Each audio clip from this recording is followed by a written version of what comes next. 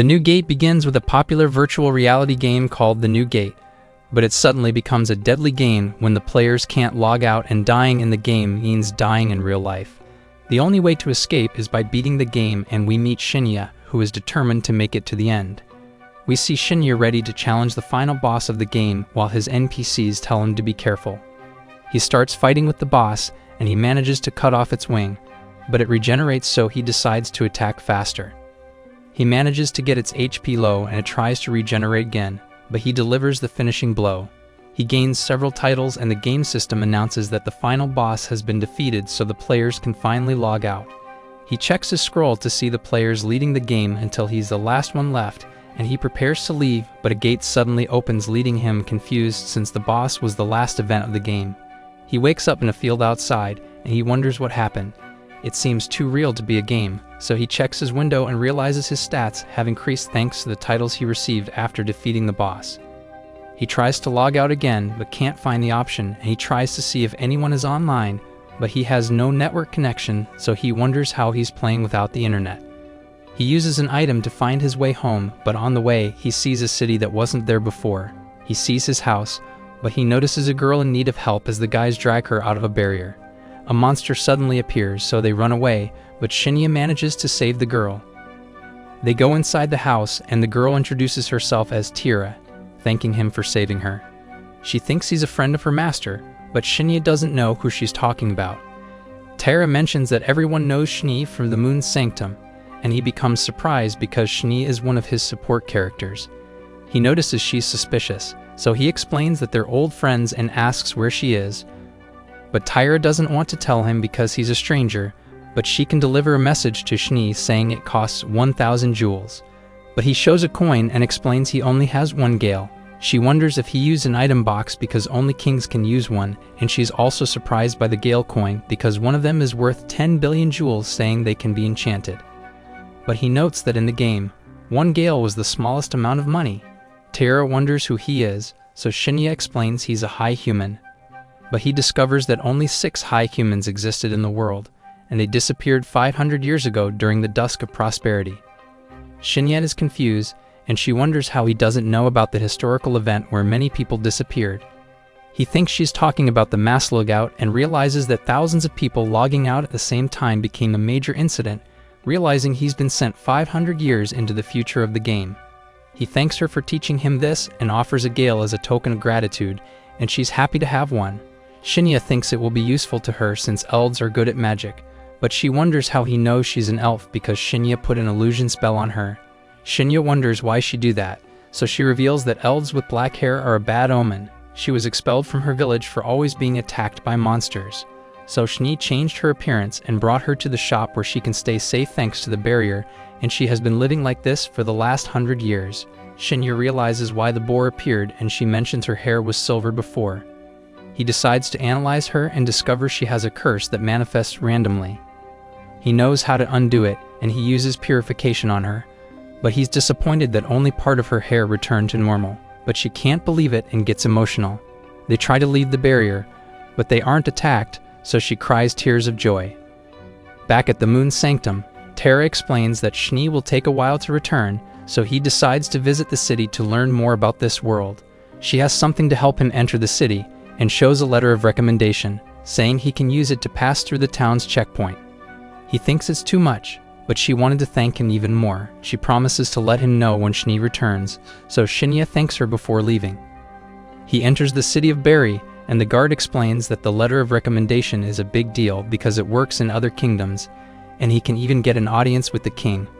The guard takes Shinya to the Adventurers Guild, where he tries to register as an adventurer, but the receptionist explains that registrations happen on the first floor. So he goes to the first floor and thinks the receptionist looks a lot like the last one, so she explains that the last one is her twin sister Celica, and she's Silica. He waits for his adventurer card, and Celica appears with something to eat, so he starts eating. But she keeps staring at him, so he wonders what happened. She wants to verify his letter of recommendation, and Shinya finds out that the guild master is right behind him. They decide to talk, and the man introduces himself as Barlux. He places another letter of recommendation next to Shinya's, and Barlux sees that they resonate, so he knows it's genuine. He explains that letters of recommendation are valuable as they're the most reliable form of identification and grant access to many places, so many people try to steal them. It would be a disaster if it fell into the wrong hands, so he asks him to destroy it if he can't protect it. But Shinya assures him that he'll be fine, and he can't do that after Terra trusts him with it. Barlux is glad to hear this and thinks they will get along well since they're both men recognized by the sanctum. The next day he goes to get his adventurer card, and Celica sees that he's wearing new clothes while he thinks his other outfit was too flashy for a low-class adventurer. She gives him the guild card and explains that there are 9 ranks starting from Chi, and he can go up to S rank by completing missions, but he can only accept jobs 2 ranks higher than his. Shinya takes on an herb collecting mission and says goodbye to her, while Celica thinks about how he seems different from the others. We see Shinya frustrated in the forest because he has been searching for hours and remembers that in the game, this mission was for beginners. He suddenly notices an enemy on the radar, so he goes to see and discovers that it's a skull-faced jack with a level of 359. He finds a broken carriage and can't ignore it, so he decides to attack it. He wonders why an undead is holding a light sword and thinks it's a unique monster. He attacks it again, but it doesn't seem effective and his sword is already damaged, so he has no other choice and unlocks his limit. He charges again, but this time, he eliminates the monster with 1 strike. The sword flies away and he regrets it because he wanted it. The monster drops a gemstone, so he decides to accept it as the sword lands in the castle and the guards are confused about what happened. They wonder what to do, so the second princess Rian asks them to call an appraiser to analyze the sword and investigate who threw it into the castle. Thinking he must be strong, Shinya walks through the city and he sees injured soldiers. The guard explains that a squad of 12 was attacked by the Skullface, but only 4 returned, and Shinya realizes that the carriage belonged to them.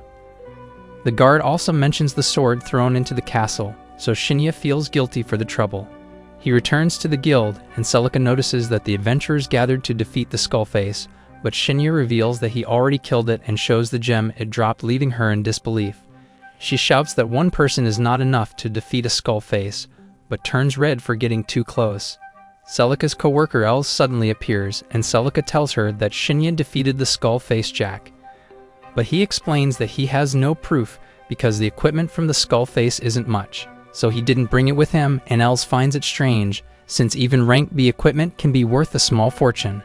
She asks Celica to analyze the gemstone since it should contain the Skull-Face's mana. Shinya wonders about the frequency of Skull-Faces, and Els explains that many people lose their lives in the northern forests due to the monsters.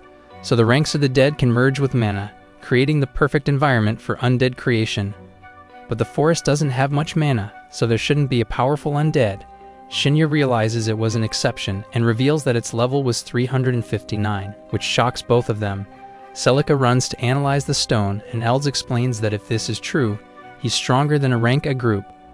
But he asks her to keep it a secret since he doesn't want to draw attention. He goes to the restaurant, and while he waits, Celica explains that someone will share the table with him since they're full. A man suddenly appears with a legendary spear called Venom and sits next to him.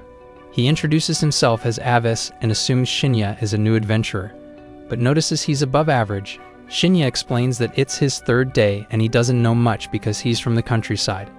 Adis realizes that's why he isn't afraid of him and mentions that they call him a vampire because he hunts many undead. Shinya wonders that it's because he's pale, which makes everyone nervous, but Avis laughs and reveals that the real reason is his spear because it can drain life. Celica brings the food so they enjoy their meal together. He later goes to the library to research the decline of glory 500 years ago, but there aren't many records about it. Meanwhile, Barlux is in a meeting to talk about the Skullface. They wonder who would defeat a jack and not collect its armor, while Owls explains that he didn't find it impressive. The old man thinks those with letters of recommendation are strange, and they mention that on the day the Skullface was defeated, the sword was thrown into the castle, so they wonder if the events are related. Barlux wonders what the sword looked like, so the night Aldi reveals that the blade was 2 meters long, made of magical steel, and enchanted with the element of light, so it's as powerful as the national treasure. Barlux is surprised it's a legendary grade weapon, and Aldi thinks he can't ignore someone who defeated a monster with that sword. Shinya eats a skewer in the square and notices a girl staring at him, so he offers her food and notices she doesn't look like a beggar. The girl is a tiger type, and she introduces herself as Millie. thanking him for the food. Avis suddenly appears, and he explains that Millie is an orphan from the church, so he always has to get her when she runs away. He decides to go home, but Millie goes up to Shinya and whispers in his ear before leaving. At night, Shinya wonders why Millie asked him to rescue a fox in the forest. He thinks it might be a good pastime until Schnee returns, but realizes he forgot to leave his message for Tira. So he goes to the Moon's Sanctum and asks Tara to show Schnee's sword when she sees her. He mentions that it can only be used by him and Schnee or someone designated by them. She realizes it's a powerful ancient weapon and she's actually scared of it. Shinya thinks it must be because of its materials and mentions the monsters he defeated to create it. But Taira wonders why he keeps talking about legendary monsters. He asks her to keep it safe anyway and gives her letters to keep in touch, explaining that they will be able to reach him no matter where he is, because she just has to write the person's name and say send. But Taira wonders why he doesn't send it directly to Schnee, so he explains that he tried, but kept failing. He tries using it with her, and she receives the letter, so it's working, and Shinya figures it's because he hasn't met Schnee in this new world yet. Taira asks for more letters because she wants to be a mage and study the item. He thinks it's okay, so he gives her more before leaving. He goes to the northern forest to look for the fox and keeps walking until he finds a shrine. He continues but suddenly feels something. He finds a small fox inside the building and notices that it has a poison effect and is also cursed. He quickly cures it, but this revives an army of the undead, so he summons his spear and starts eliminating the skeletons. He kills all of them, but the statues begin to break and 2 demons come out of them. He has never seen these monsters before and are level 674. They attack him, but he dodges and uses a skill called Shadow Binding, but they release a curtain to escape. He can't see anything, but the wolves keep attacking him. The fox suddenly shows him something, and he realizes it's the magic circle where it was, and the mist doesn't enter there, so he can use his skills. The wolves charge at him, but he uses his binding bow, eliminating them with 1 strike. The mist clears and the fox jumps into his arms. He wonders what race it is and discovers it's an element tail, one of the strongest monsters in the game. He has never heard of a Beatty version but asks if it wants to go with him, so it jumps onto his head. He notices it understands him and also realizes that some things are different from the game. Meanwhile, Schnee receives Tira's letter, wondering how she has this magical item and is surprised to learn about her master. Shinya thinks it's better to hide the element tail, so he suggests making a pact with it. He explains that it's like a partnership between a tamer and a monster, and it hides the monster's level and species so they can be together all the time. The fox seems excited, so he creates the pact and a symbol appears on both of them. He also names her Yuzuha, and she seems to like it. He suddenly gets a message from Tira because she managed to talk to Schnee, and she's waiting for a response. He's happy with the news and decides to go to the guild. He reports the army of the undead he found in the forest, and he looks for a job. He notices a mission at the orphanage near the church and thinks it must be a special request since it has no rank. He also remembers that Millie lives there, so he decides to visit her and takes the job. He arrives at the church where a woman named Tria greets him. She asks if he came for the job, so he confirms this and also mentions Millie. They go to a room where he meets Millie, who gets excited and hugs him. Tria notices he's not a bad person, and it's been a long time since Millie got attached to someone like that. Shinya asks Millie if this is the fox she mentioned, so she confirms and thanks him, and he explains to Yuzuha that he could only rescue her because of Millie, so she thanks her. He turns to Shinya and asks about the request, so she mentions it's about a skill successor, and Shinya realizes that apparently few people have skills now. She explains that she's looking for a skill for him to teach, and Shinya wonders if it involves healing or poisoning, but she reveals its purification. She knows it's hard to find, but she gets surprised by Shinya's reaction and learns that he can teach it. But Shinya has a condition saying he wants to know about Millie's powers and also wants her to share any information from the church because he needs to learn more about the world. She seems hesitant, but Millie explains that Shinya isn't a problem, so she accepts his terms. Tria talks about Millie's powers and reveals that she has the title of Star Composer, so she has unexpected visions that never fail. Shinya notes that it's a powerful ability and mentions that many would want to take advantage of it, but she assures him that she told everyone to be discreet about it. She tells him that an adventurer helps the orphanage because he used to be an orphan, and Shinya realizes she's talking about Avis as she explains that everyone is afraid of him, so the kids are safe. Shinya is ready to teach the skill, but she explains that she's not the one who's going to be learning the skill. She wants the granddaughter of the former priest to learn it, since things would be easier if she inherited the church. Later on, Yuzuha plays with the other orphans, and Shinya feels lonely because she's stealing all the attention. He wonders if Millie doesn't want to play with Yuzuha, but she thinks she can't compete with the older kids. But Yuzuha suddenly goes to his head and Millie gets a chance to have her all to herself, so Shinya realizes her plan was to be close to him. A nun suddenly appears and asks if he's the one who will save them, but he wonders what she means. She looks sad and reveals that they're about to close the orphanage, explaining that the church doesn't have a priest at the moment, so someone has to take over. He wonders why Tria doesn't do it, but she explains that it needs to be someone with a specific skill, and the person sent to take over the church wants to get rid of the orphanage. The granddaughter of the former priest has the right to inherit the church, but she still needs to have this skill. Shinya realizes why Tria needs him, but wonders why the priest wants to get rid of the orphanage, so she mentions that it's because he only cares about money. Later on, Tria calls for Shinya and sees him with the other children. She introduces him to the granddaughter of the former priest, who introduces herself as Rashia, but bites her tongue, while Tria explains that she can be clumsy, but is hardworking. They start talking, but Avis suddenly appears to find out who accepted the job and discovers it was Shinya. He asks Shinya about his intentions, but Millie reassures him, so he realizes she saw something and decides to trust Shinya. He asks about the skill, so Shinya explains that Rashia can get it after defeating 200 undead creatures that are over level 150 while holding a sacred orb. They're shocked to hear this, but he assures them that he can weaken the monsters for her to land the final blow, and he also has the orb, so it won't be that difficult.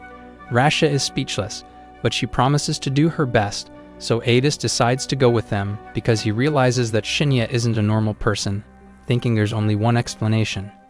Adis calls Shinya for a drink and asks him if he's a chosen one, someone who has a title or knowledge that he shouldn't have.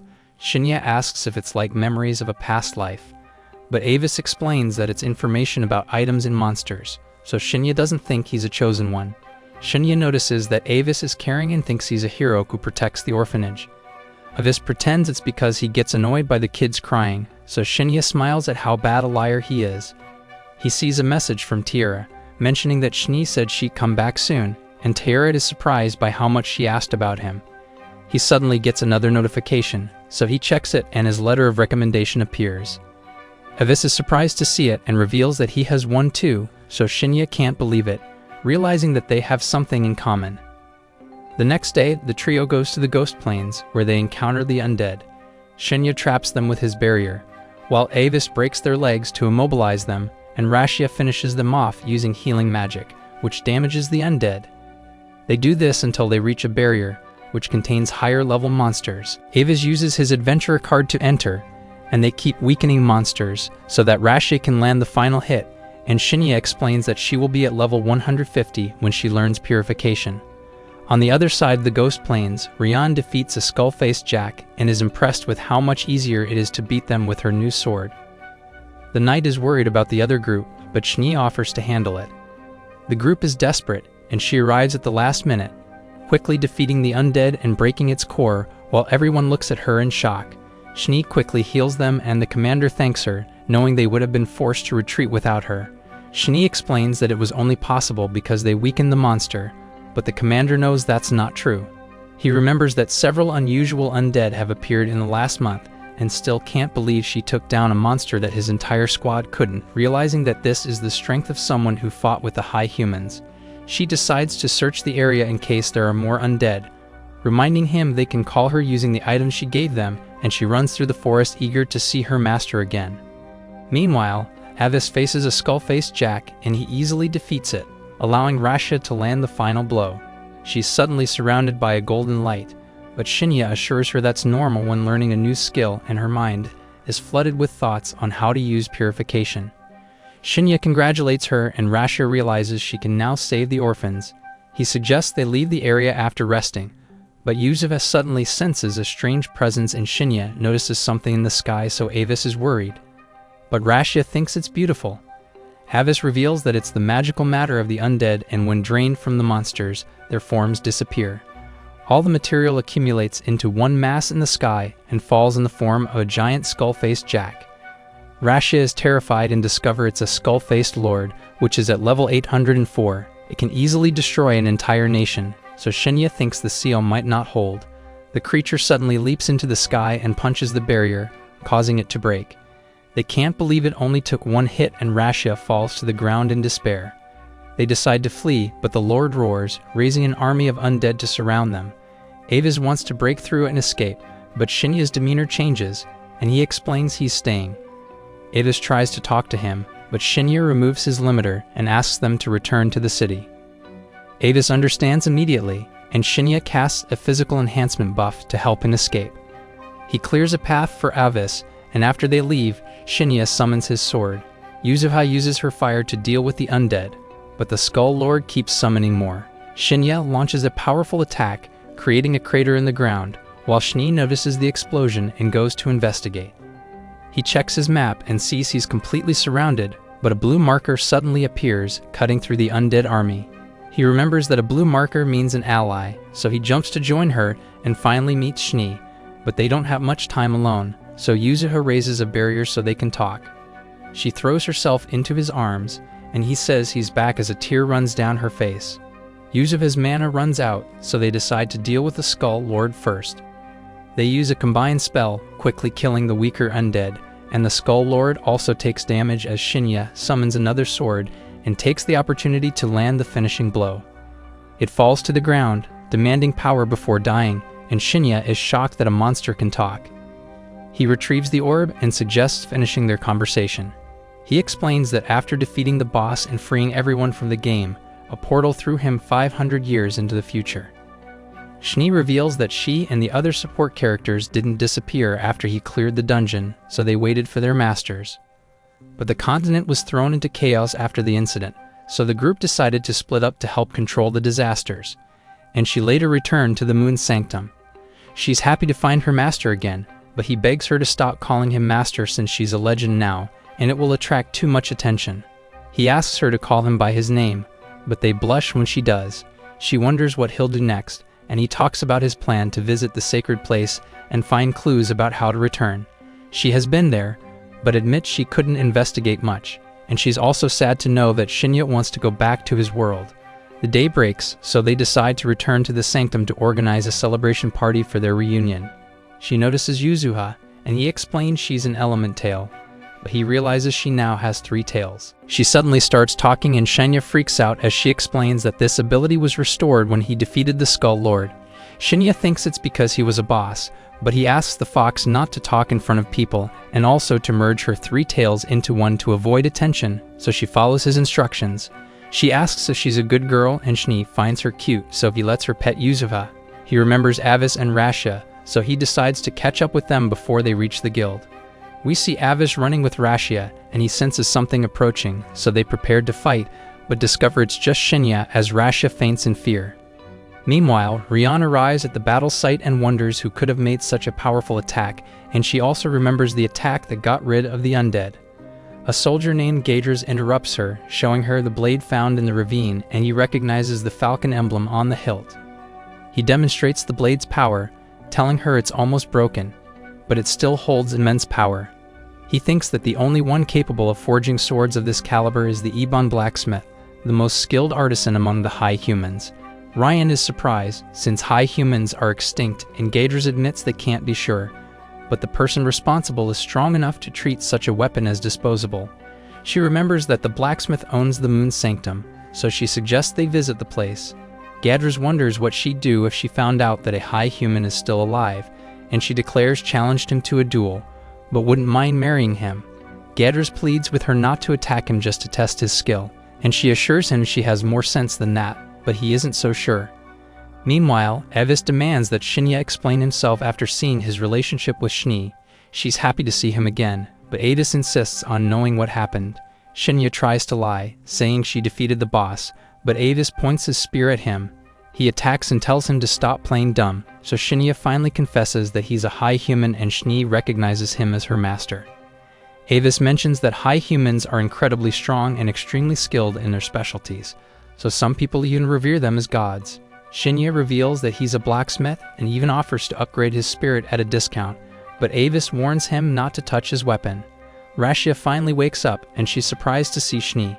The group continues back to the city, and Shinya wonders if it's okay to part ways at the gate. Avis reminds him that the task was to teach Rashia the purification skill, so he has already completed the task, but Shinya gives Avis a message card to contact him if anything goes wrong. He tries to refuse, but Shinya doesn't want to abandon the first friend he made in the city, so Avis accepts. He heads to the city with Rashia, and Schnee comments that Shinya never bragged, but he always protected the weak. He suggests going to the Moon Sanctum, and we see her happy to be with him. They arrive at the Sanctum, and Taira runs to tell Schnee about Shinya, but realizes they came together. She asks if he's staying for dinner, and Schnee says it's obvious, revealing that he's the owner of the Moon Sanctum. She freaks out, admitting she didn't take him seriously when he introduced himself as a high human, but now she has to believe it. She realizes he's her boss, and begs him to forgive her for her insolence, but he explains that he prefers to keep things casual. He also introduces the Element Tail as his new pet Yuzuha, and she's even more surprised. It's dinner time and Shinya is impressed with the food. Taira has never seen dishes like these before, and he's happy that he gave Schnee the ingredients to make the meal. Taira notices an aura around the food and wonders what kind of ingredients these are. Shinya is confused because he doesn't see anything and lists some high-quality meats and vegetables for monsters which are almost impossible to obtain. Taira is shocked because they're so rare that no one would ever think of cooking with them, while Schnee explains that the aura is the remnants of mana or life force which is normal in powerful monsters and rare plants. They decide to eat and enjoy the meal together. Shinya hears about what happened with the other support characters and is happy to know they have their own lives now. Taira suddenly interrupts them and Shinya notices she's drunk, so Schnee puts her to bed as he laughs and heads to his room. He notices that his room hasn't changed at all and sees Yuzuha sleeping on the bed. He goes to sleep but later wakes up to find Schnee lying next to him, so he wonders what happened and gets nervous about the situation. But she holds him and starts crying while calling his name in her sleep, so he apologizes for leaving her. In the morning, Shinya wakes up and gets nervous seeing Yuzuha has taken on a human form as she hugs him. He creates clothes used by humanoid Element Tail, so she thanks him but struggles to wear them. They go down for breakfast and Schnee is happy to see that Yuzuha has transformed. After the meal, they hear Yuzuha's story and she explains that she tried to stop the cataclysm 500 years ago, but suddenly felt pain which was less severe at the Sanctum. She nearly died, but Shinya appeared and saved her at the last moment. He mentions that he only found her thanks to Millie, so Yuzuha wants to thank her again later. She suggests they make an elven treat that Taira makes as a gift, since it's one of their best-selling products. Shinya points out that the Moon Sanctum shouldn't be specializing in food, but Schnee explains that they couldn't replenish the weapons because only Shinya can open the arsenal, so he decides to make blades later. She changes the subject and wants them to meet Gerard. Shinya is surprised to hear that he's alive, because high beasts only live up to 150 years, and it's been 500 years since he saw him, but Schnee explains that he's been waiting for Shinya all these years. Gerard was the first beast king and took the throne when he united the various beast tribes. The current king is the 8th and she heard he's a good ruler, so Gerard must be doing well. Shinya wants to meet him and decides they will leave the next day. Taira promises to guard the shop, but Schnee wants her to join them this time. She doesn't need to stay in the barrier, and now that Shinya is around, the shop can be moved anywhere. Taira loves the idea, so Shinya mentions they should gather supplies for the trip, and Schnee mentions that she's going to the kingdom to report about the skull-faced lord, so she can take care of the supplies. Shinya decides to look for a job in the direction of Farned, to rank up while they travel, and also wants to make swords and restock the inventory. She suggests creating a party to use voice chat, and Shinya is surprised to learn it's now known as telepathy. He adds everyone, and Schnee also suggests that Taira register as an adventurer. Shinya opens the forge and warns Yuzuha not to touch anything as some items are cursed. He starts working, but his first blade is at a level far beyond anything available in the country's shops, so he reduces the quality and restocks the inventory. Taira changes into adventurer clothes and is ready to go, so they head out together. Shinya feels embarrassed by her new clothes, and she says he'll carry the shopping as punishment for staring at her. Taira is surprised by how busy the market is as she drags him around, but Shinya reminds her that she doesn't know where the guild is, so he guides her there, and Taira blushes as he holds her hand. His rank has increased to E, and Celica explains that his report about the skull face in the undead army was verified, so they earned a promotion, but they can't increase too much at once. She asks about his relationship with Tiara, and Shinya explains that they're going on a journey, but Celica doesn't believe it and thinks they're lovers because they were holding hands. He explains that it's not like that, but she insists they don't need to be embarrassed. Shinya decides to change the subject and asks if she has any information about the Holy Land, the place that seemed to have been destroyed during the dusk of prosperity. She explains that only adventurers above C rank can have that information, so he decides to ask again when he ranks up. He looks for a quest on the way to Farned, and she tells him about a mission to escort a carriage to a transit point called Barian, and she explains that the departure is at noon. They leave the guild, and Tyra thinks they still have plenty of time together, so Shinya suggests walking around the city and visiting the church, which excites Tiara, and they enjoy each other's company while browsing the shops. They go to the church and Shinya greets Rashia. Tiara introduces herself and Rashia is amazed to learn that she's from the Moon Sanctum. She asks how she became Shni's disciple, and we learn that Rashia is completely obsessed with Shni. They go inside and Millie hugs Yuzuha and Shinya. Rashia tells him she has been appointed the next priest of the temple, and Tria mentions that they're grateful to him. Shinya asks about Avis, so they explain that he went to check on the priest who almost took the church, and they want to understand his intentions. Shinya thinks it makes sense, and he asks them to give him a bracelet. He also made a necklace for Millie, so they thank him for his generosity. They say goodbye and get Tiara's guild card, and Celica hands it to her. Shinya thinks it's time to take the Moon Sanctum, and Tiara admits it's strange to take a house along, but Shinya thinks it's natural for him. They go to an alley, and Shinya shows her a crystal with a teleportation spell linked to it, which allows them to return to a registered location, but it's disposable. She reveals the teleportation is a lost magic, but Shinya assures her he can make as many as he wants if he has the necessary ingredients, reminding her that he's a legendary high human. They use the crystal, and Tiara is impressed by the teleportation. Shinya decides it's time to go, so he uses a command to store the Moon's Sanctum, and he shows her a necklace, revealing that it's the portable mode of the Sanctum. Tiara thinks it's amazing, and Shinya decides to head to the quest location. They reach the carriage, and an adventurer named Gain greets them. Another adventurer named Tsubaki appears, and since they also took the quest, they will be working together. The dwarf merchant Nak tells them he's counting on them to get to Barian, so they set off on their way.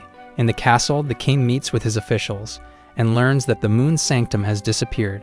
He's upset because the building has existed since before the dusk of prosperity, and no one can conquer it since it was made with lost technology, and he thinks the problem extends beyond the kingdom.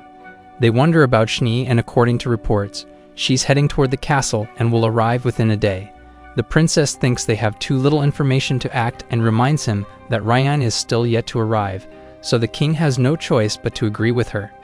In the carriage, Shinya thinks it's a good idea to get to know each other's skills. Gain explains that he's an A-class samurai but doesn't know how to use magic, while Tsubaki mentions that she's an E-rank brawler and can use support magic to enhance her speed. Tyra explains that she's an alchemist and just became an adventurer, but she can also use a sword or bow and simple healing magic. Shinya reveals that he's a samurai like Gain but can use a bit of fire and lightning magic. And he also introduces Yuzuha as a monster, explaining that he has a tamer contract with her. Gain is impressed that a samurai can use magic and thinks Shinya must have undergone intense training, and it's also rare for someone to be liked by monsters. Tsubaki is surprised that he isn't from Hinamoto, since most samurais come from there. In the kingdom, most people choose to become knights or warriors, so those who choose to be samurais are considered odd. Shinya assures them that it's a great class, but Tsubaki thinks it's too much effort, since a samurai needs to train as a knight and a berserker as a prerequisite. Gain explains that Hinamoto is an island formed after tectonic changes, and it has many samurai-based guilds, so those who want to be fighters admire them there.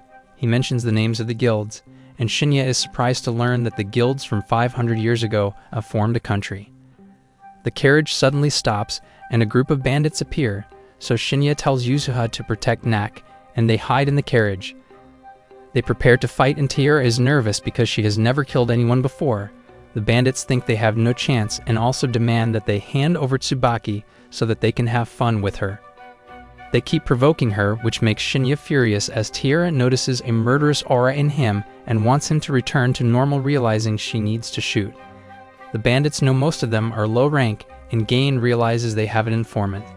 An arrow suddenly flies through, killing a hidden bandit, and the others attack as Tsubaki uses her speed enhancement to defeat one of them. Gain also attacks, cuts right through the bandit's sword. Shinya takes down two at once, and the leader realizes they're not ordinary E ranks. Shinya cuts his sword, and the bandit sees a terrifying look on his face. We see the bandit beaten up, and Shinya demands that he give up his informant, but Taira suddenly grabs him to calm him down. Tsubaki is confused and Shinya wonders what she's doing as Taira realizes his mood has returned to normal. Shinya and Tsubaki are shocked and Taira blushes, realizing she instinctively did what Shni used to do when she was little. The group heads on their way, and Gain thinks the bandit attacked them because the wagon was connected to the church, so Shinya thinks about what they were after. They make it to Baryon, and Nak gives them all certificates of completion. After they report to the guild, Shinya wonders where Gain and Tsubaki are headed next, so they mention they are headed to Kilmont and hope to meet again in the future. Shinya notes that they're still a long way from Farned, so he suggests buying their own carriage. They go to check them out, but Shinya finds them all the same, so he thinks about modifying one, but Taira worries about him overdoing it. They find one they like, and the seller asks if they have bought horses yet, mentioning they may need more than one since the carriage is quite heady. But Shinya thinks he could use Yusufa as a last resort. He gets a call from Shni, and she mentions she has finished her business in the kingdom. She offers to catch a monster to pull the carriage and says she will arrive after a day. She also mentions the commotion caused by moving the sanctum, but thinks it's a good thing because she's tired of them constantly trying to recruit her. They head to an inn, and it's quite expensive, but they decide it's okay to treat themselves. Yusufa also relaxes, and they all have dinner together. Taira wants to have a bath before going to bed, and Yusufa asks to join her. They head into the bath, but Shinya hears them fooling around, so he gets bricked up and distracts himself by looking outside, while we see Shni coming across an enormous beast. She arrives the next morning, so the group goes to meet her. Yusufa detects something up ahead, and we see that Shni has tamed an enormous Grufazio jade wolf. Shinya notes that it's also a unique monster, and Taira can't believe it, but the wolf takes a liking to her. Shinya wonders why Shni chose it, so she mentions it had to be a sacred class monster to serve him. He thinks it's way too big, but Shni predicted he would say this, and reveals the wolf can make itself smaller. Shni wonders if he likes it, but starts to get sad and wonders if she did something wrong, so he quickly assures her he's happy with it. Yusufa is able to talk to it, and mentions its name is Shimmer. They head off to Farned, and they can't help but attract attention. Taira notes how smooth the ride is, thanks to Shinya's modifications, and Shni notes that it even outperforms a royal carriage. Yusufa talks to Shimmer as he runs, and we learn that when he was young, he and his mother ruled the sacred mountain, but his mother was defeated by an adventurer and only he survived. He ran away as fast as he could and ended up being saved by an elf, which happened to be Taira. She remembers saving a puppy 100 years ago and can't believe they are the same. Shni offers to transfer his ownership over to her, so they take a break to do this. Shni dissolves her ownership and Taira forms a contract with him. Taira is exhausted after this, so they decide to rest for the night. Shinya asks about Shni's intentions, so she mentions she wants Shimmer to protect Taira since she can't always be around. We see them in the forest approaching Farned, and they are met by two high beasts. Shinya can tell they are high level, and Shni mentions she messaged Gerard, so he must have sent the two to meet them. They offer to take them to see the first king, so Shinya packs up the carriage and they follow after them. They arrive at a great mansion, and the group is taken to Gerard, who is surprised to see his master after all these years. He pays his respects and introduces the current King Wolfgang and his daughter, Kor. But Shinya tells him he can stop calling him master, so he explains that he's just doing this to put everyone at ease, reminding Shinya that high humans are considered as legendary beings. In a flashback, we see Shinya and Gerard as they're surrounded by countless monsters. Gerard reveals that he has killed thousands of them, but Shinya tells him the fight isn't over yet, so he prepares to take them on as Shinya tells him to watch his back. We return to the present as they wonder how they were able to survive that battle. Gerard lost count of how many monsters he killed, and he mentions that the world has changed. Shinya knows that he founded a nation, so he realizes that Shni told him everything, and she explains that she wanted him to learn the truth, knowing Gerard would exaggerate the story. She leaves to prepare tea, and Gerard asks Shinya why he went missing for 500 years, so he tells him everything that happened. but he mentions that it isn't so bad. Gerard realizes this is a great opportunity for him, and he reveals that his life is about to come to an end, thinking he only has a few months left because his health is starting to decline.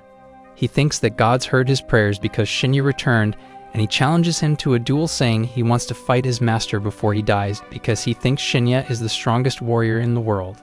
So he realizes that Gerard wants to die in battle, and he accepts the challenge, asking Gerard if Wolfgang knows about this.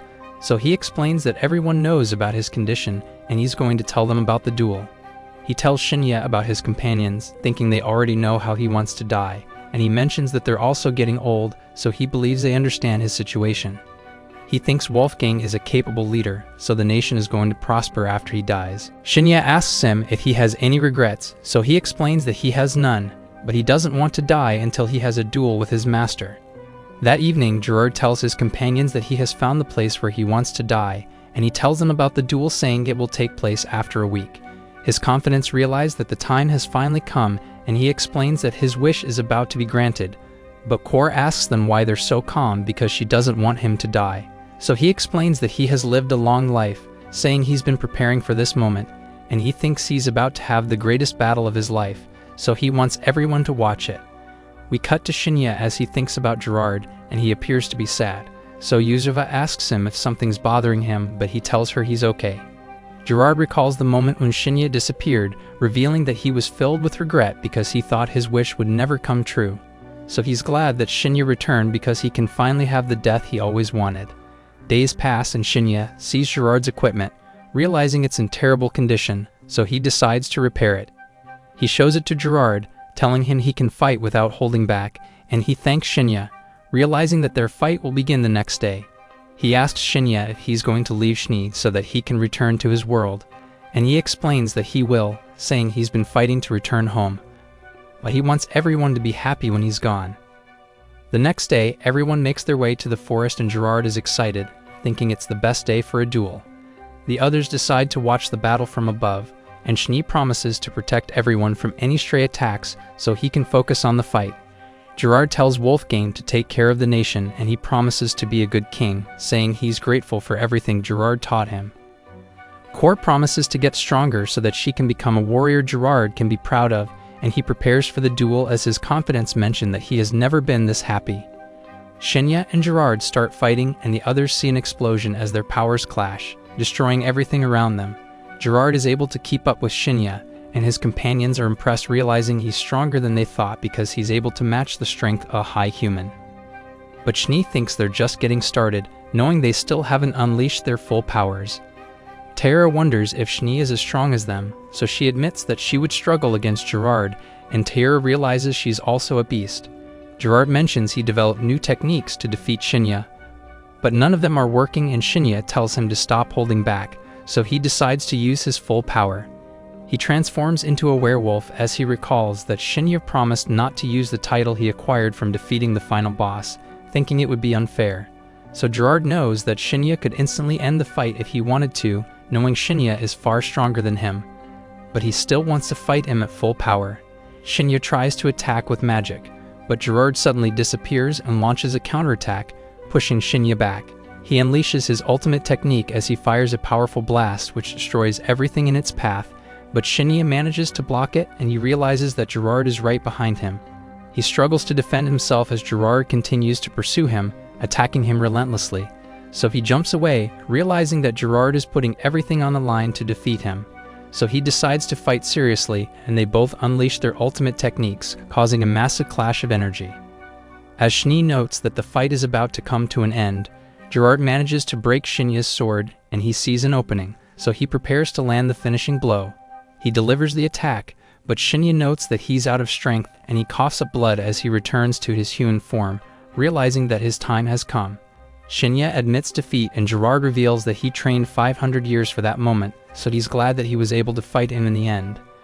But he knows that Shinya was still holding back, and he asks him to display his full power, so Shinya unleashes his aura, creating a massive pillar of light, and Gerard is happy to be able to witness his full power. Shinya returns to the others with Gerard, telling them that he was able to ascend to the level of a high human because he was able to defeat him in the duel. Kor mourns his death, but his companions note that he died happy, so she realizes they shouldn't cry for him because he died without regrets. Everyone attends Gerard's funeral, and they all pay their respects, but Shinya appears to be sad. That evening, Schnee sees him and she realizes he's depressed, so she hugs him, saying she's willing to do anything for him. He explains that he gave Gerard the fight he always wanted, but he's sad because his friend died, so he starts crying. But she tells him it's okay because he fulfilled his duty, so he can cry as much as he needs. The next day, the group heads into the city, and Shinya wonders why they have beast ears, so Schnee mentions how elves stand out, so they're trying to blend in. She asks Shinya what he thinks, so he tells her she looks good. And Taira is surprised to see her master acting like this. We learn they are there to see Schwede, one of Shinya's other companions, because he was also at Gerard's funeral as a representative for his country. They go to where all the representatives are staying, and Shinya wonders if Schwede also became a king like Gerard, so Schnee mentions how he was the first emperor of the Dragon Empire, but he ended up retiring. They are taken to a room, and Schwede is brought to them. He instantly bows to Shinya, swearing to serve him once more, but Shinya tells him to relax, and Schnee mentions how things are different now. They have some tea, and Schwede wonders what Shinya plans on doing next. So he explains how he is headed to the Sacred Palace to do more research, and Schwede asks to join him after he first goes back to his country. They decide to keep in touch with their telepathy, and as Shinya leaves, he gives Schwede his old weapon back. He's amazed to see it after so long, and notices that it's even stronger than he remembers. So Shinya mentions he leveled up his mana control when he was fixing Gerard's equipment, so he was able to make the weapon 5 times stronger. Zai is amazed by how quickly his abilities grow, and Kor can't believe it. They visit the Adventurers Guild, and Shinya decides to level up his adventurer rank, so he takes a goblin slaying mission and Kor asks to tag along. They head into the forest, and they all easily take out goblin each. Shinya turns in the quest, and the clerk mentions there's also a message for him. It turns out to be from Guild Master Barlux, and it seems Shinya is being summoned by the palace. Taira wonders what the palace wants with him, so he remembers the incident with his Skull Face's sword, causing him to panic. He visits Wolfgang before he leaves, and he gives him Gerard's gauntlets. Wolfgang notes how they were destroyed in the fight, but Shinya mentions how he was the one who created them, so repairing it was no problem. Wolfgang tries them on, finding the power unbelievable, and Shinya tells him that it's up to him to pass them on. They say farewell, and Shinya prepares to teleport, since using the wagon would be too slow. They return to the location of the old moon sanctum, and Shinya can tell they are being watched. Schnee thinks the kingdom must be hoping the moon sanctum will reappear, but she starts worrying about if Shinya disappears again. Shinya meets with Barlux at the guild, and he introduces a mage named Arad, who helps appraise gems for the guild. Shinya wonders why the palace is summoning him, but Arad suddenly asks him if he knows about the sword that flew into the palace and crashed into the princess's room. Shinya is shocked learning this, and Arad notes how the sword is comparable to a royal treasure. He also mentions the gem Shinya left behind from the skull face, saying the mana matched the sword, so they figured out Shinya was behind the incident. But Barlux mentions that since he has a recommendation letter from the moon sanctum, he isn't in any trouble, but mentions it was the second Princess Rion who summoned him. At night, Shinya explains the situation to the others, and Schnee thinks that the kingdom must be trying to recruit him or marry him off to a noble. He wonders what he should do, so Schnee suggests pretending that he's engaged to her, or even engaged to Taira, and Yuzuha also wants to be his fiancé, but he panics hearing this since she's way too young. The next day, Shinya visits the castle, and he's escorted by Gadras. We see Gadras is at level 188, and Shinya wonders if he is the strongest knight in the kingdom. Shinya is taken to the princess's room, and he meets with Ryan. He wonders why she summoned him, so she reveals the sword from the skull face. She imagines that the skull face must have been strong, so Shinya plays along and mentions that he even broke his weapon when he fought it. Ryan suddenly calls him different, mentioning how when other adventurers distinguish themselves, they are summoned, but some have used it as an opportunity for assassinations. However, she thinks Shinya is safe, but he mentions she has no proof about this, so she explains she has the intuition skill. She decides to get to the point of why she summoned him, and Shinya thinks she's really about to ask him to marry her, but she suddenly just asks to fight him. Gadras is against this, reminding her she's a princess, so she shouldn't ask Shinya to fight her, but she explains that she needs to do it, because she wants to confirm his abilities. She leads him to the teleportation room, and they're transported to the training ground, which was built for battle between the Chosen Ones. She explains that nobody knows who set the teleportation points, saying it's been there for hundreds of years, and Shinya thinks this makes sense, because teleportation is considered as lost magic. She tells him to grab a weapon, and he decides to use a sword, but she takes a two-handed weapon and she starts swinging it with one hand. Gadrus begins the fight and their weapons clash, but Rian suddenly tries to kick Shinya, and he manages to evade. He realizes she's a skilled fighter, and he adjusts his stats so that he can fight her on even terms.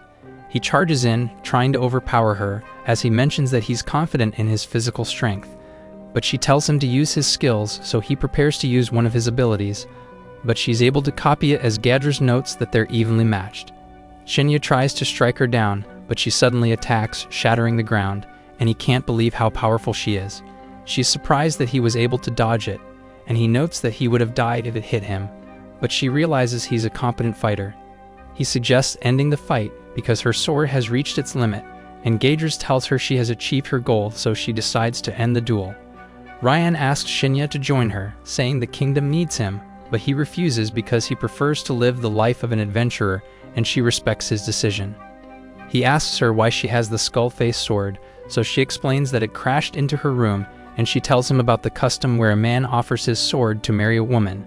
She considers it as a gift from him, but he explains that it reached her by accident, saying he never wanted to propose to her. Gadrus warns him that there are people planning to use the incident so that they will have an excuse to arrest him as a criminal and force him to serve the kingdom. But Rayanne suggests treating it as tribute so that they will stop bothering him, and she wants to keep it, telling him she's willing to pay for it because she knows it's worth a fortune. But he tells her he doesn't need money, and he asks her if he can access the magical library instead, saying information is more valuable to him. So she accepts the deal, saying she always wanted to use the sword. They return to the teleportation room, but they realize the guards have been knocked out, and they see the priest named Girl realizing he's being controlled. So Gadrus tries to stop him, but Rian and Shinya suddenly disappear, and we see them in the ruins of a city. Ryan recognizes it as a holy land, and she wonders why Geralt lost his mind. They decide to head back to the palace, but she reveals that she can't use telepathy because she doesn't have a party. So Shinya decides to contact Shni. He tells her about the situation, saying someone was controlling Geralt, and she knows that mind control skills are considered taboo, so they realize they're dealing with a troublemaker. He mentions that he doesn't want to use teleportation magic because he doesn't want to attract attention, so he tells Shni to take care of everything, and meet him in a nearby city called Valmer. Shni tells Tira she has an urgent business, and she asks her to join, saying they need to go to the palace. Along the way, Shni reveals that a demon is involved in the incident, and Tira knows that demons are monsters born from miasma.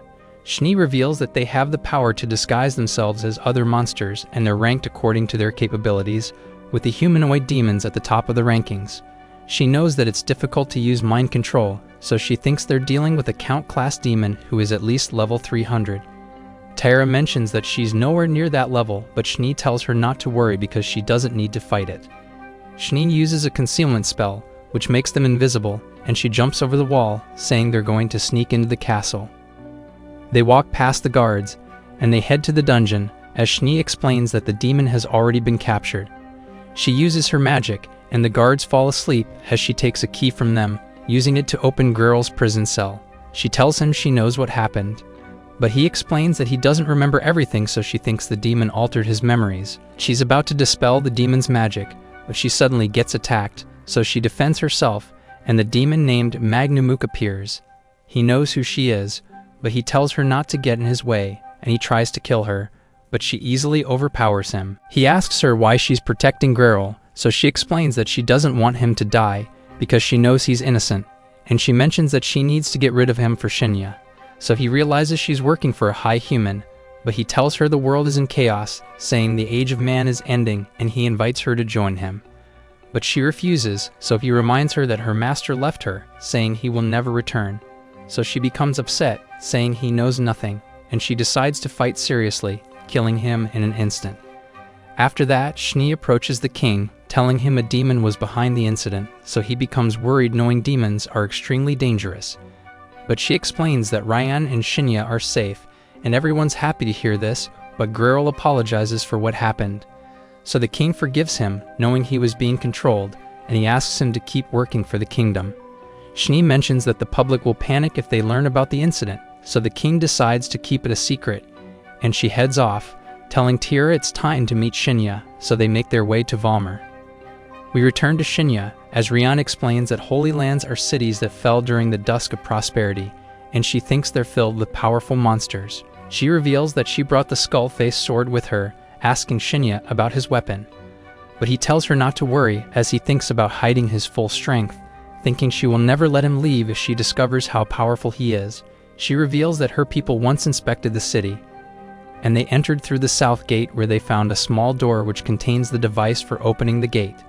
Shinya tries to jump over a wall, but he realizes that he can't because he's being teleported back. He says he knows why this is happening, and he shows Rian a ball of light saying the entire city is a dungeon, so they can only reach the exit by following the spheres. They touch the ball of light, and it takes them to the next location as Shinya realizes there's a monster nearby. They decide to fight it, and they realize it's a ghost-type monster as Shinya explains that it uses wind magic. It summons a powerful whirlwind, but he slices it in half, creating an opening for Ryan, who manages to slash the monster. But we see that it's still alive, so Shinya follows up and delivers the finishing blow. Ryan asks him about his sword, realizing he was hiding it, so he explains that it's an extremely rare item, saying it's his secret weapon.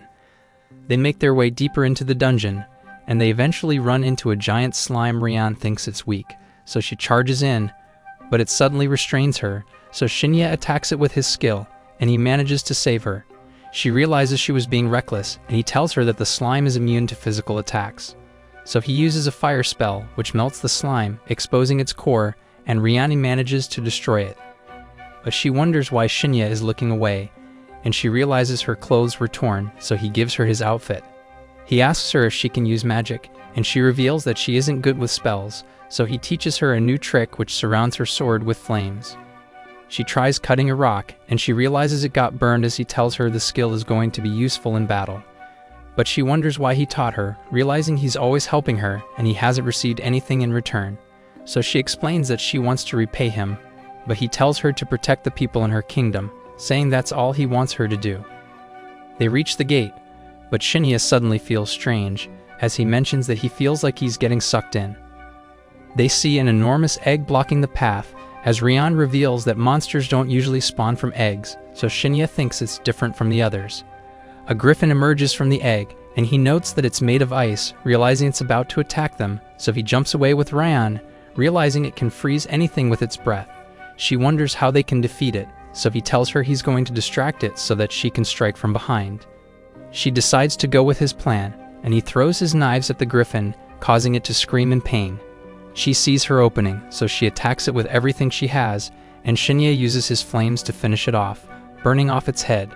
They think the fight is over, but the griffin suddenly regenerates, and they can't believe this is happening, so they decide to run away, as Shinya mentions that he has a plan. He tells her to find the device to open the gate, thinking the griffin was made using magic, so he thinks the only way to defeat it is by disabling the spell regenerating it, and he thinks they can do this by opening the gate. He tells her he will deal with the griffin, but she wonders if he's going to be okay, so he assures her he's going to be fine. She starts looking for the device as he prepares for battle, removing his restrictions because he thinks they can't survive unless he goes all out. He slices off the griffin's head, but it immediately regenerates, and he decides to test his powers on it, wondering if it's going to survive. Ryan eventually finds the device she's looking for, and Shinya notes that the griffin won't die no matter how many times he defeats it, so he thinks about sealing it. But he suddenly sees a white sphere and he gets the strange feeling again, so he tries to destroy it. But it doesn't work, realizing it absorbs his attacks. But his body suddenly starts glowing as the strange feeling disappears, and he charges in, attacking the griffin as he realizes that it has stopped regenerating. It tries to freeze him, but he leaps forward and he activates his fire spell as he delivers the finishing blow, causing it to explode. He wonders what just happened, and Ryan asks him about the griffin, so he explains that he was able to defeat it. They're able to escape the dungeon, and Shinya tells her they're going to Valmer where they will meet his companions. That evening, Ryan and Shinya set up camp as he tells her to rest while he keeps watch. but she asks him why he has everything they need, so he tells her he's used to traveling. She suddenly tries to seduce him, but he tells her he isn't interested, so she asks him if he finds her attractive, and he realizes she's serious. But she explains that she likes talking to him because everyone's used to treating her as a princess, saying she doesn't enjoy spending time with them. He tells her she can talk to him whenever she feels lonely, but he realizes she's clinging to him as she tells him she's enjoying the moment, and he decides to keep her company. But the next day, Shinya wakes up, realizing something's wrong, and he sees an army of monsters, realizing that they're headed towards Valmer. Ryan mentions that it's called the Flood, and she reveals that Valmer is used to dealing with them, but the city always suffers casualties. She explains that the flood looks threatening, and Shinya doesn't want people to die, so he decides to protect the city. They reach Valmer, where Ryan tells Shinya to report to the Adventurers Guild, saying she will talk to the local lord because they need to gather the city's warriors to defend against the monsters. So Shinya meets the guild master Baron Lacht, and he tells him about the flood, saying it will reach Valmer in a few days. But Baron Lacht remains skeptical, so Shinya shows him his recommendation letter, and he explains that Ryan is talking to the local lord. So Baron Lacht realizes he isn't lying, and he decides to declare a state of emergency, saying the guild will participate in the battle. Shinya mentions that he will also do his part, and Baron Lacht is happy to hear this, saying he's glad to have him around. After that, Shinya sees a store called Meowland, thinking it looks familiar, and he tells Shinya about this, but she explains that she has never heard of it. He meets an elf, who he recognizes as Barrett, and we learn that he served as a support character for one of Shinya's friends. They decide to hang out, and Shinya tells Barrett about the flood, but he wonders why Shinya didn't deal with it, knowing he could have just wiped it out. So he explains that it was because of Ryani, saying he doesn't want her to learn about his powers. He asks Barrett about Meowland, so he explains that it belongs to Shinya's old friend Hibineko, saying there are other players in the city. But Shinya can't believe this because he thought Hibineko died during the death game, and Barrett shows him a list of players in the world, as he realizes that he knows all of them. But Barrett gives him another list which contains the names of player killers, and we learn that Shinya hates all of them because they killed his friends during the death game. Barrett reveals that Shni gave the order to hunt player killers, and he wonders why she didn't tell Shinya about this, thinking she's hiding something from him. But Barrett knows she would never betray Shinya, so he tells him not to worry. He asks Barrett if he will join the battle, but he thinks he isn't needed, knowing Shinya can protect the city on his own. But he mentions he will be backed for the loot, as Shinya recalls that he loves money. The next day, we see Shinya with Shni and Tira, and they decide to meet the Chosen Ones at the Lord's castle. He wonders why Shni didn't tell him about the player killers, and she realizes something's bothering him, but he decides not to say anything. They reach the castle, where they meet the Lord Toro, who tells them about the battle plan, saying the Chosen Ones will serve as the vanguard. The knights will be standing behind them so that they can deal with the monsters that are able to break through, as Shni squad supports everyone from a distance. Shinya realizes there are no monsters outside the castle, and he reports this to Toro, thinking it's because of the flood. But Toro doesn't believe him, saying this has never happened before. But Shni explains that she has experienced it, saying the monsters had joined the flood, and she thinks there's a boss leading them. Toro believes her, as Shinya recalls that this happened during the death game, and he's glad that she explained it to everyone. Later that day, Shinya thanks Shni for handling the conversation for him, and he asks her if she used advanced spells after he disappeared. But she denies this, saying our basic spells were more than enough, and he realizes he needs to hide his powers. So he tells her to use an advanced spell at the beginning of the battle, saying he has a plan. That evening, everyone prepares for battle, and they see the flood approaching, so Shni uses a powerful spell, destroying countless monsters in an instant. But they press on as Shinya realizes this is no ordinary flood, so he asks her if she can use the spell again, but she explains it's on cooldown. So he decides to fight the monsters, burning them with his flames, but he decides to hold back because he doesn't want to attract attention by displaying his full power. Ryan orders everyone to attack, but there's suddenly a massive explosion as Tyra uses her new skill, realizing it's extremely powerful. Ryan slices through the monsters, but a large creature suddenly appears, and she struggles against it. But Avis joins the fight, and they gang up on the monster, allowing them to defeat it. She asks him what he's doing in Valmer, so he explains that the guild asked for help, and he mentions that Millie was worried about Shinya, but he knows there's nothing to worry about. Shinya wears his disguise, and he saves a group of soldiers, telling them his name is Red, but he advises them to leave because he might end up killing them with his new weapon. So they decide to retreat as his weapon activates, and Avis recognizes it, knowing that it's cursed, and it instantly consumes everything it touches. It tells Shinya to go on a rampage, but he ignores it and he sees a demon, realizing it's the monster leading the flood. It uses a mind control spell, and Shinya realizes the knights are struggling, but he's completely immune to its attack. He removes his restrictions and he lands a powerful attack, slicing the demon in half. Shni helps the knights recover, and they're able to win the battle without casualties.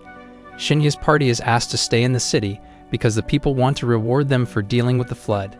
But he wants to go home, and Shni tells him they must endure the custom in Valmer.